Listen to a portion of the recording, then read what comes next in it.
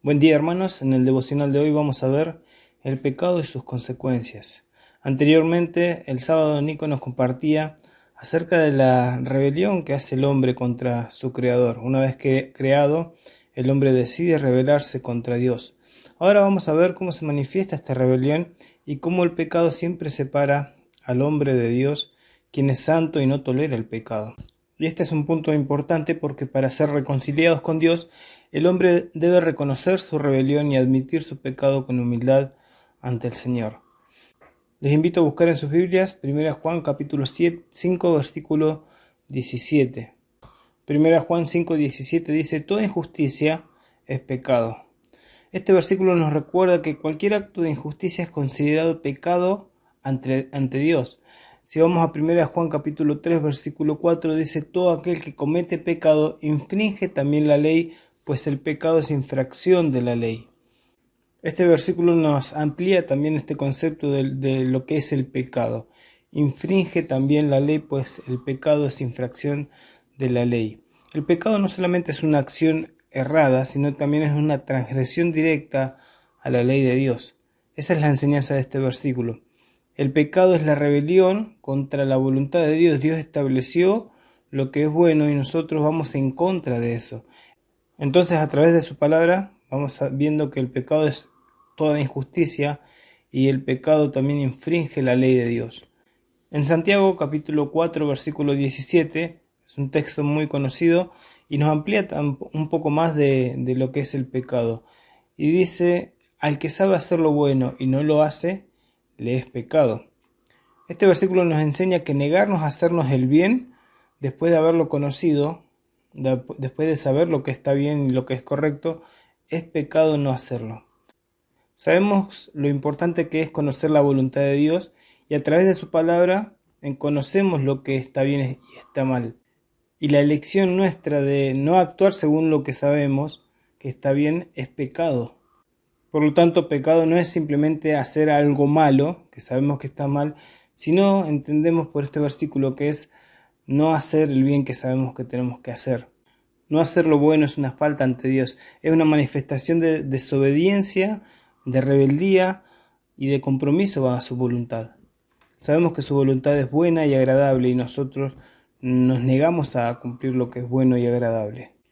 Esta es la exhortación de Santiago, que si conocemos lo que es bueno, tenemos el deber de hacerlo. Si no, somos culpables ante Dios. Por lo tanto, tenemos la necesidad de conocer, pero también de obedecer. Les invito a buscar otro pasaje en Isaías, capítulo 59, versículo 2. El profeta dice: vuestras iniquidades han hecho división entre vosotros y vuestro Dios. Pero ¿de qué manera el pecado nos separa de Dios? Porque el pecado no necesariamente nos separa de la presencia de Dios, porque sabemos que Dios está presente en todos lados. Incluso Satanás puede presentarse ante Dios, como podemos leer en Job. Pero sin duda el pecado nos separa de Dios, nos separa de la comunión con Dios, porque cuando pecamos no estamos pensando como Dios, no estamos actuando como Dios. El pecado nos separa de la bendición de Dios porque no confiamos en Dios ni tampoco dependemos de Él. El pecado también nos separa de los beneficios del amor de Dios, y esto lo podemos ver en la figura del hijo pródigo de la parábola. Aunque era amado por el Padre, no podía disfrutar de los beneficios de su amor cuando estaba lejos y en pecado.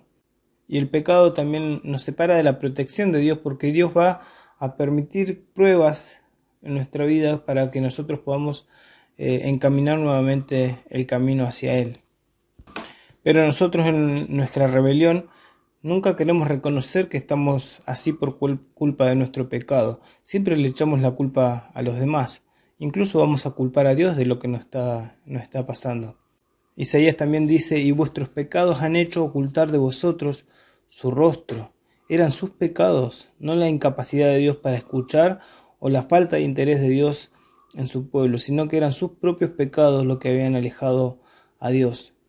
En la cruz del Calvario el Señor gritó, en la cruz dijo: Dios mío, ¿por qué me has desamparado?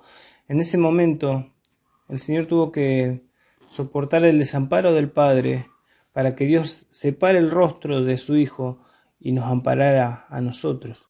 porque Él estaba siendo castigado en esa cruz por nuestro pecado. El autor de los Hebreos, en el capítulo 3, versículo 13, dice: antes exhortaos los unos a los otros cada día, entre tanto que se dice hoy, para que ninguno de vosotros se endurezca por el engaño del pecado. Este versículo es una advertencia para nosotros, para los creyentes, para que no permitamos que el pecado, o la falta de fe, o la falta de hacer lo bueno, nos robe las bendiciones que Dios tenía preparadas para nosotros. El pueblo de Israel sufrió mucho por mantenerse firme en no creer a Dios, y pasó 40 años vagando en el desierto. Y así puede pasar con nosotros cuando no confiamos en Dios y no ponemos nuestra fe en Dios. Por eso una clave para evitar esta trampa del pecado es ser influenciado por otros creyentes. Uno de los grandes beneficios de tener una sana relación entre hermanos en la iglesia es el de animarnos los unos a los otros. Qué bueno es para nosotros tener a alguien que nos ayude, nos aconseje cuando nosotros somos arrastrados hacia el pecado, cuando somos arrastrados a dejar la iglesia, la comunión.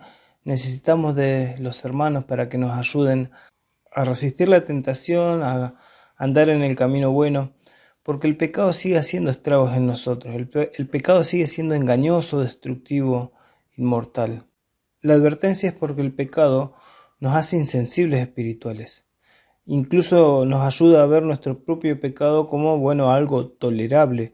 Y necesitamos de los hermanos para que nos vayan corrigiendo, que nos exhorten y que nos animen a vivir una vida firme en Cristo. Romanos capítulo 6, versículo 13, con este versículo terminamos.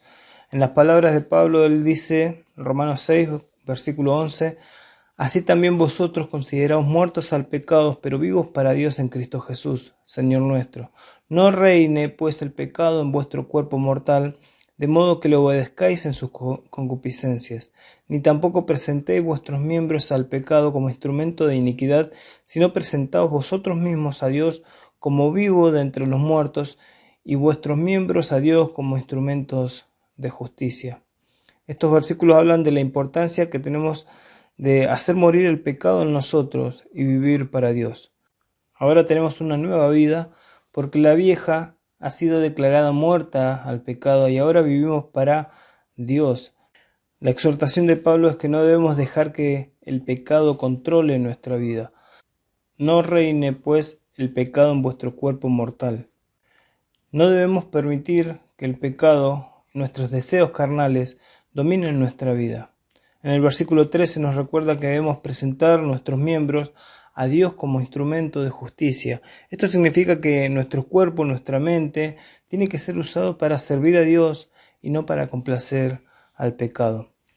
Por la palabra del Señor entendemos bien lo que es el pecado, qué es lo que desagrada a Dios, y que nosotros tenemos que mirar al pecado con los mismos ojos que lo mira Dios.